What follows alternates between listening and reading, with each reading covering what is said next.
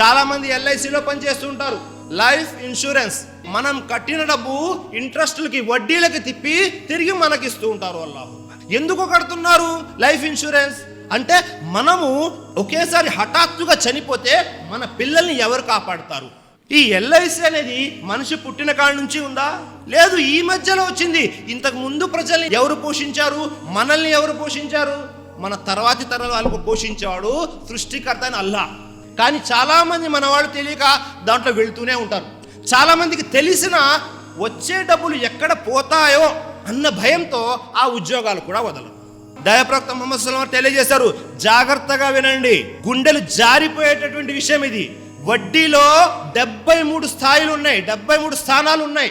అందులో అన్నింటికంటే హీనమైన స్థాయి ఏమిటో తెలుసా? ఒక వ్యక్తి తన సొంత తల్లిని వివాహం ఆడడంతో సమానం. అస్తగఫిరుల్లాహ్.